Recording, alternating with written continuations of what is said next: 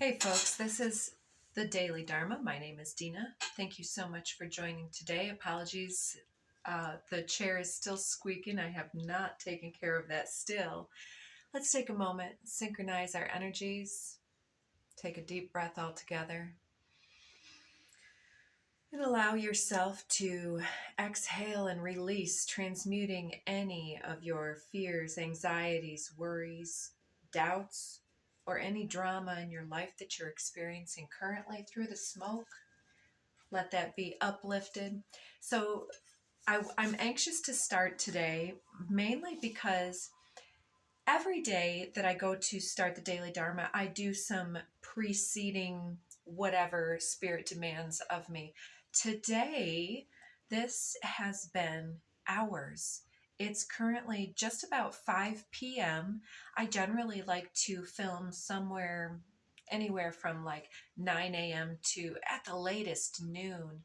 And it took me until about 1 o'clock even to just sit here at the start, and I shuffled out the cards, my mixed Kali Kuan Yin deck. I did decide to shuffle into that my next third Alana Fairchild deck, this Medicine Heart Oracle.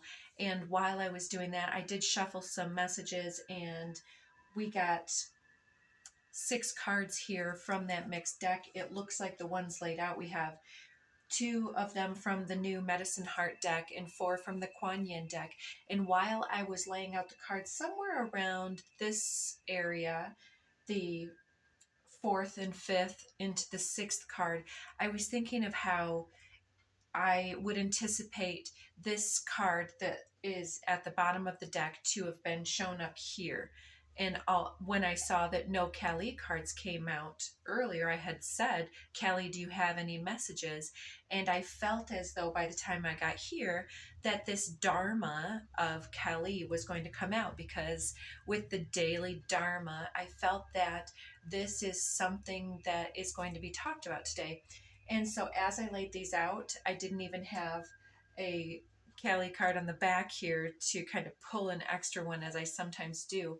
And so when I flipped it over, the first thing I saw was the card I was anticipating. And I said, oh, of course, thank you, Spirit, All right, so I have not peeked at these. They've been literally sitting here for about 4 hours now, and I'm curious to get into them.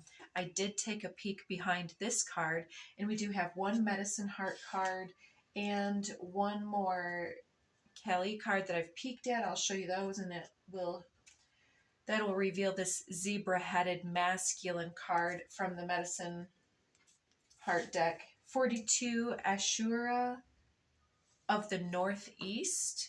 So I don't know this deck quite so well yet, but it'll be curious if that comes in something with the zebra reference or so on.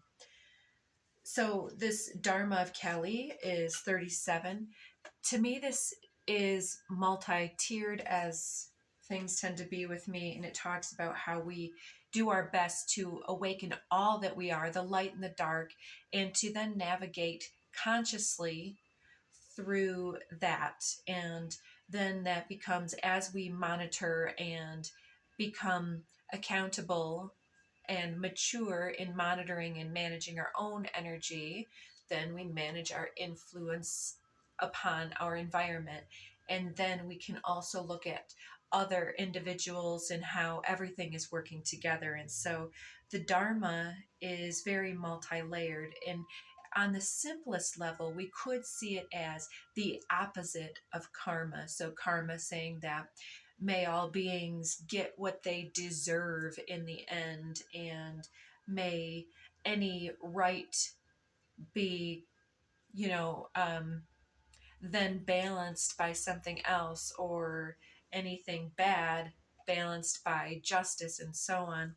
And so Dharma, unlike that, it talks about how we actually build consciousness into our soul's awareness. It's like taking the knowledge and making it gnosis, for instance. So I'm interested in where this one's going to go.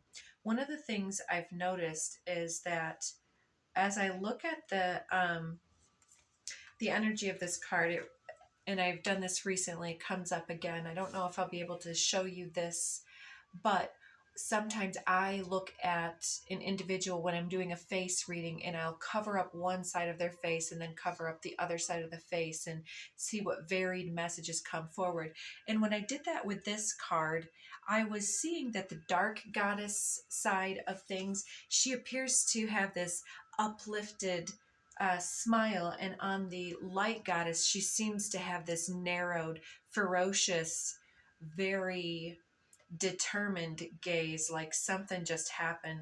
And so I feel like this is talking about how things grow and evolve, and how different situations, times, and spaces call for different responses, and that um, the inner nuance should not be limited by one thing or another.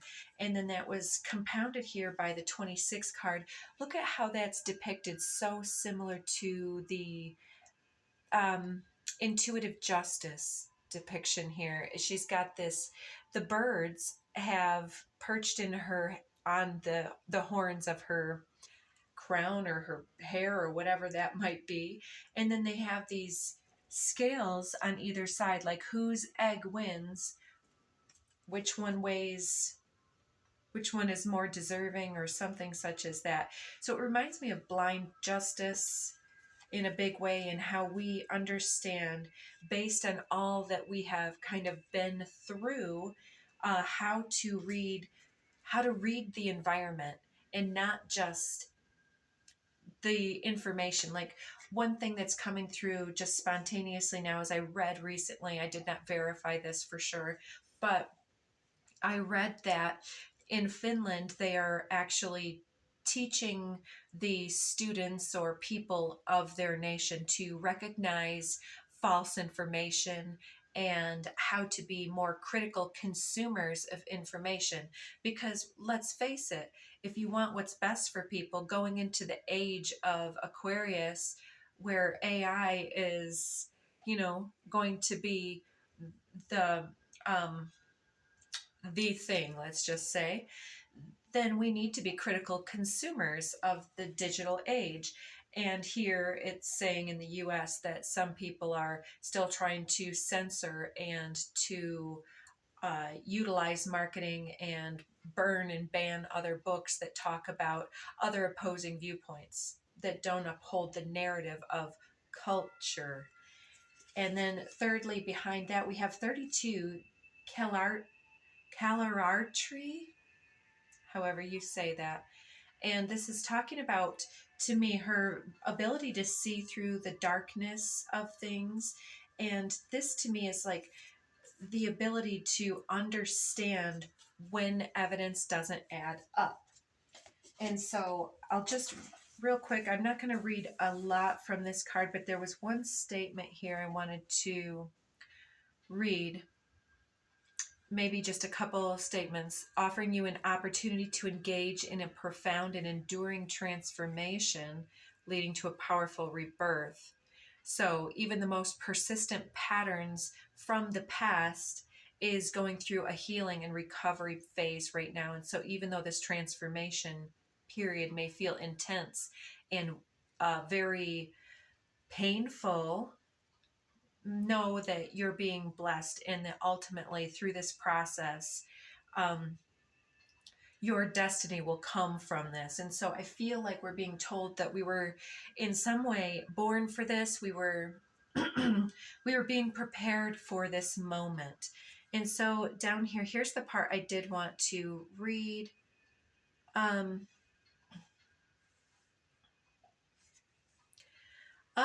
Yeah, it talks about how the goddess arose because there was this injustice happening under the cloak of night. There was an attack on an enemy camp, and that because of the suffering taking place, that she rose up.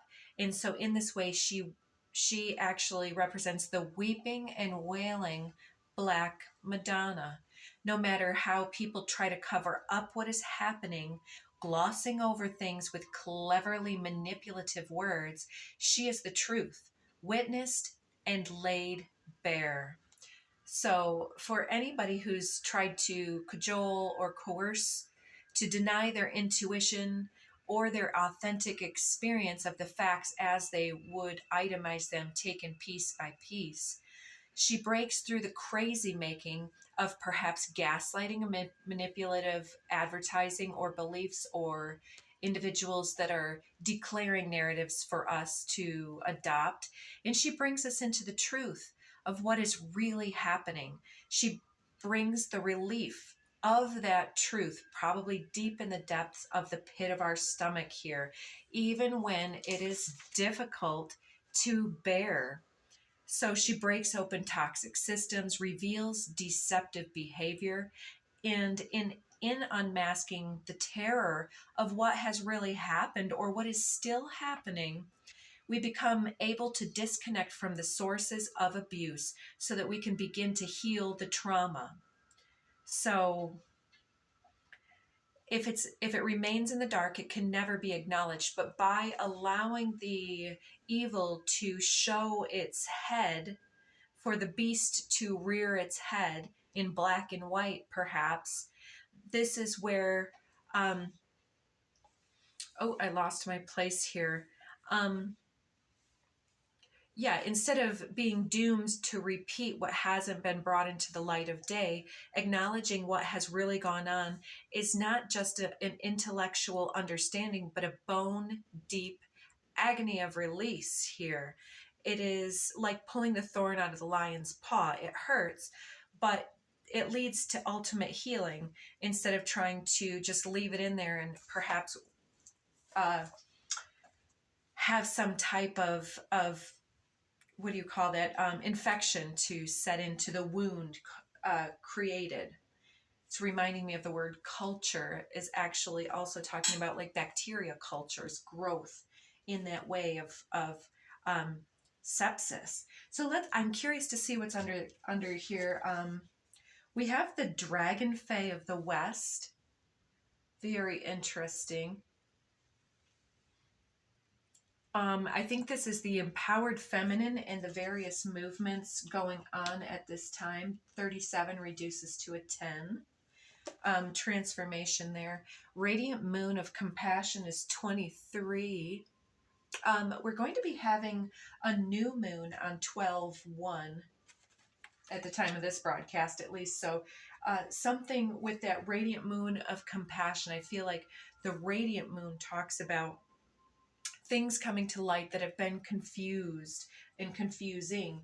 And I think that also by the time that we have the 12/12 portal, we're going to be seeing people calling for mass prayer. And I think that that is something that we can do at any time and place in our life that feels good and right for us. We can be very cathartic with our healing and offer safe places where we can intend for better things to develop or to organize for movements related to greater compassion. Um, let's see, we've got the gates of heaven. Wow, that's intense to finish up that first row.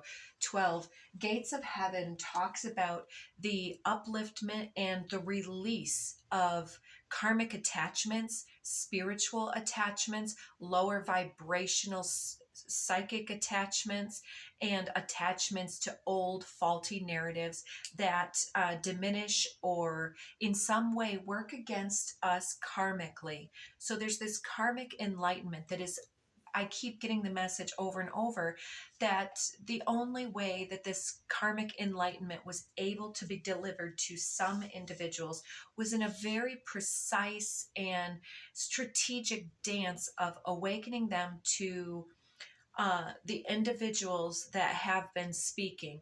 You know, they have to pull back the curtain and witness the behavior evidenced in real time in order for these people to understand that they have been upholding foundations that don't serve the highest.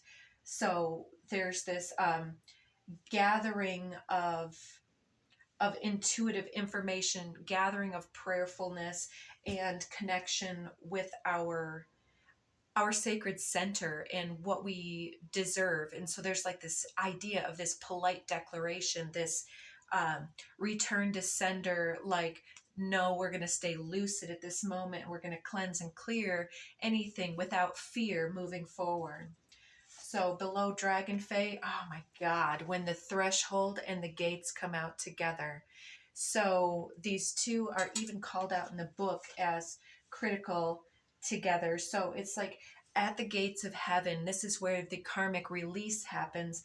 And then at the threshold is in the eye of the portal when we're passing through and then breaking through. Like I always see the runner breaking through the ribbon at the end of the race, finally being able to release all those karmic entanglements and things that no longer serve.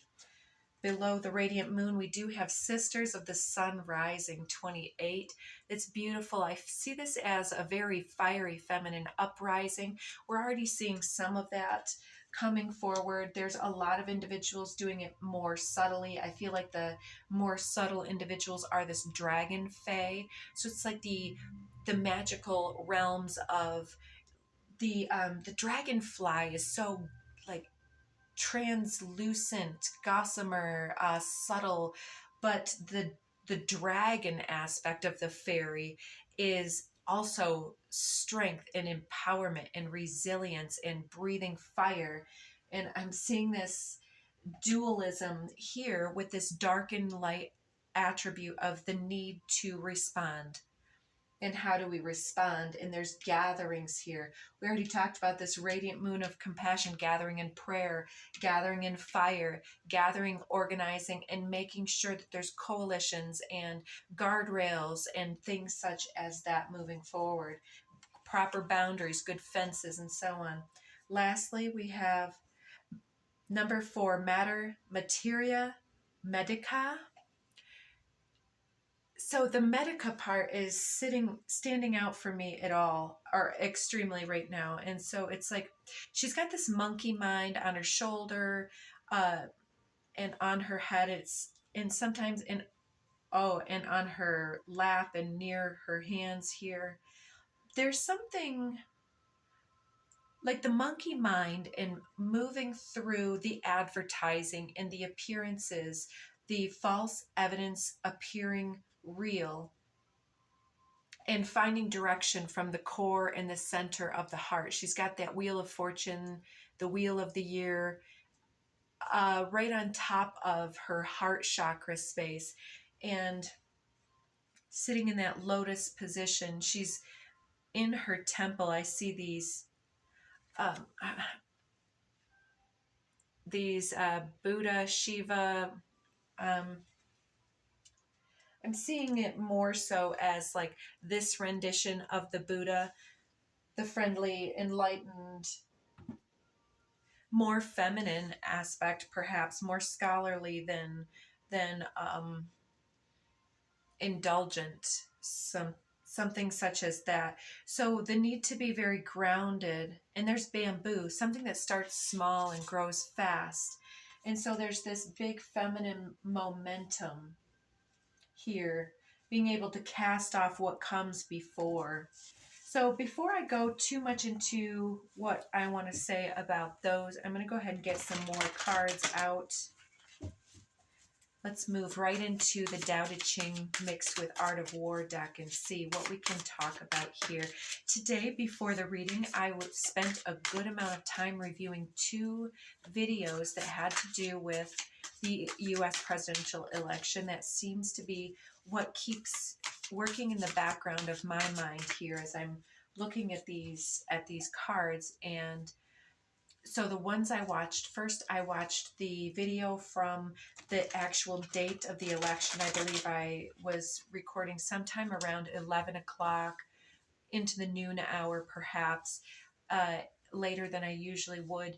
And I was reading the energy, and I went through and I timestamped a lot of the various comments, because at that time I honestly believed with all of my beingness that Kamala Harris was being elected, that everyone was voting her in. And due to some of the things it was telling, there were a couple messages about flowing with what is, learning our lessons, going through the shadow of the ego here, and that this was what was necessary to cleanse and purge that toxin from the collective heart space. Moving forward, before we could pass go, we had to purge all of these attachment energies um, to expectations on both sides being thwarted. And here we cross over and understand what it takes, and that there's a definite threat to something such as democracy here coming through in this reading, and our intention and responsibility, or ability to respond to that very powerfully, right, to see through that. And then the second video that I watched was actually from right before the election, a few weeks prior, maybe up to a month prior. I did a 2-part presidential election. I watched the second part because I hadn't finished watching that one. I don't generally review my stuff.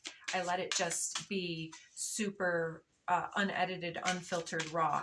And I like it that way because that feels to me more authentic and genuine. And then I let the mystery speak for itself. I don't try to steer the message. Even in my declarations in that reading where I was assuming that Kamala was going to win, the language that came forward was about deception, about the people turning out and having an effort to disenfranchise and usurp uh, um, or take away from the people their free will. And so let's see what came out here. Sun Tzu said, in night fighting, then make much use of signal fires and drums, and in fighting by day, of flags and banners as means of influencing the ears and eyes of your enemy. So this is like the pomp and circumstance of advertising, marketing, and campaigning here. And then during the nighttime, signal fires and drums. So as things go into their darkness, some way to connect and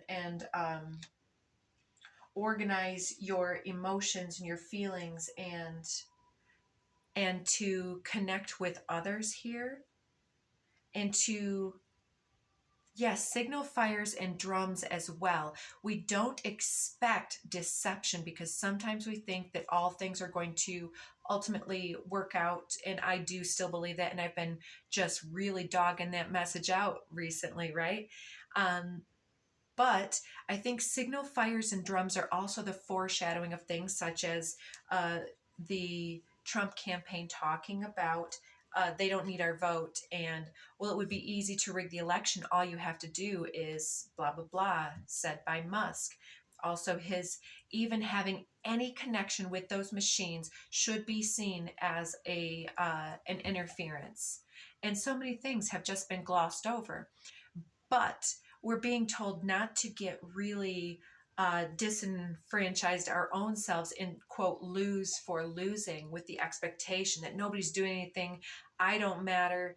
It's the need to organize and reorder our own lives by virtue of what do we stand for, and to trust that something is being reorganized below the surface, because with that night card, it's also talking about the cleverness of being able to counter maneuver and outmaneuver your enemies, so to speak, with hopefully, possibly non-lethal, but very clever maneuvers that are not being shown by light of day, but being worked out behind the veil.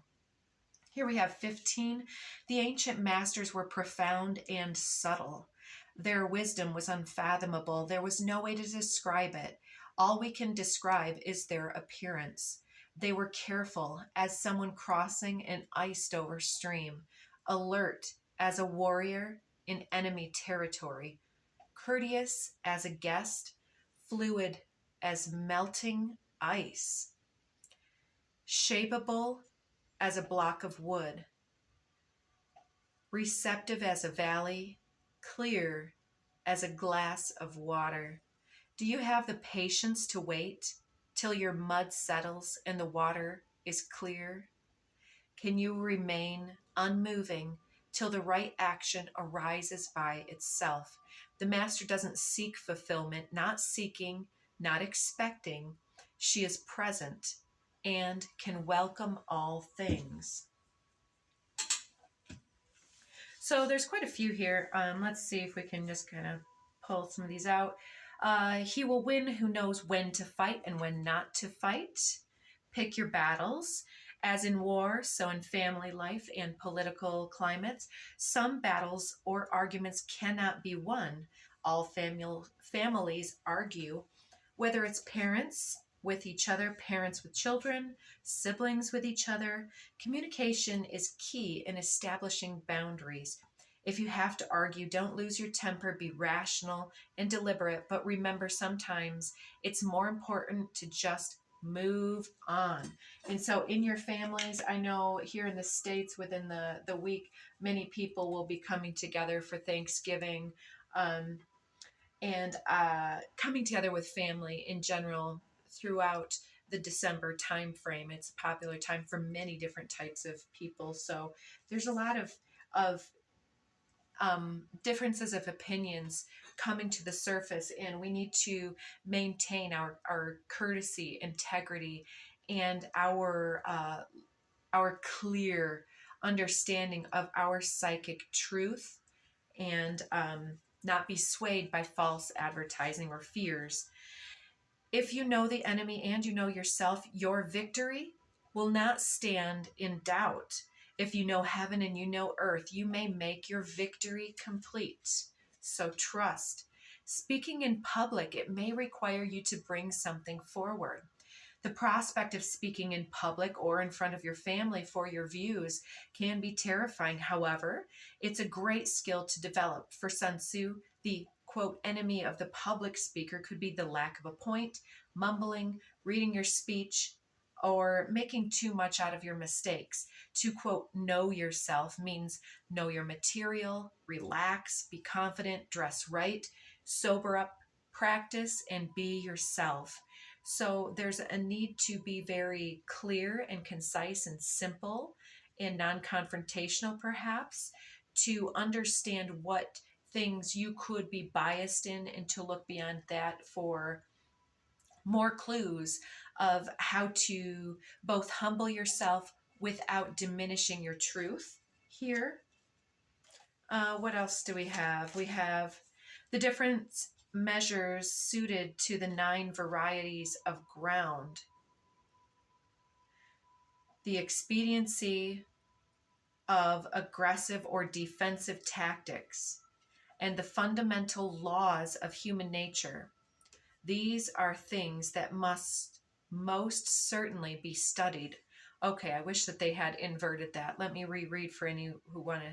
The different measures, okay, the different things that we should look at is the different types of grounds, like where we stand on, and how previously strong a movement or momentum is, if there's group understanding and connectivity here or not, if there's organization, if there's truth, if there's, all of these things, the types of grounds and the basis of thoughts and deeds.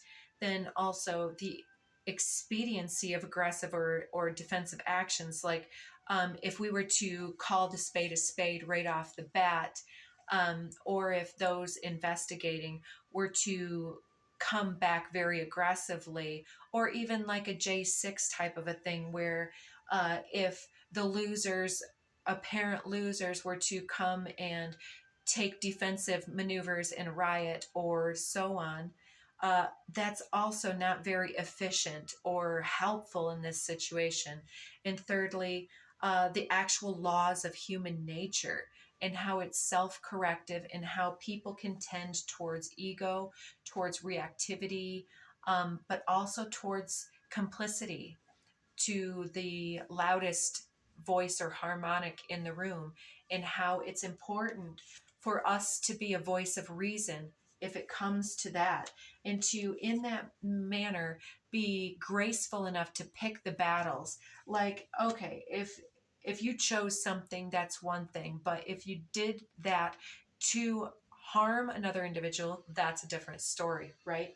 And so to pick your battles of, do you go, do you not go, do you speak to someone or not speak to somebody, and how much do you speak up about, is it kind, is it necessary, is it um, true? Sun Tzu said that, okay, I read that side, and then it says take the time to think. Perhaps taking 10 seconds or 3 deep breaths before responding could be important. How often are you alone during the course of a day, or over the holidays it's coming through? And how often then are you able to think through your important decisions? Sun Tzu's advice is to give yourself time and space to think, to meditate on any serious issues that you may have at home, at work, or in your family units. This will not replace your instinctual thoughts and instantaneous responsiveness in the moment, but it will give you enough time to quietly go within and hear what it is below the surface reaction, and to be a little bit more strategically, and to be seen and heard correctly with respect comes with appropriate prior self-reflection, correct? So 28, know the male, yet keep to the female. Receive the world in your arms. If you receive the world, the Tao will never leave you, and you will be like a little child. Know the white, yet keep to the black. So we're talking about this black and white here as well, with the zebra head, the black and white. If you are a pattern for the world, the Tao will be strong inside of you, and there will be nothing that you can't do. Know the personal, yet keep to the impersonal. Perhaps talk about topics that are not going to create any type of fighting in pleasant environments. Accept the world as it is, because if you accept the world, the Tao will be luminous inside of you, and you will return to your primal self. The world is formed from the void, like utensils from a block of wood. The master knows the utensils, yet keeps to the block. Thus, she can use all things. So we keep seeing these references to she as well. And so there's also this strategic picking the battles of what is brought into public awareness through the speech, and bringing forward evidence and things. And understanding how things have formulated helps us to understand where the foundation from those began. And so there's this ability to follow a process from its evidence back to its originator. And so they're following some clues back to the height of their origin. So, yes, so she can make use of all things in the end. So there's still a few more of these. We've got 7. The Tao is infinite, eternal. Why is it eternal? Because it was never born, and thus it can never die. Why is it infinite? It has no desire for itself. Thus it is present for all beings. The Master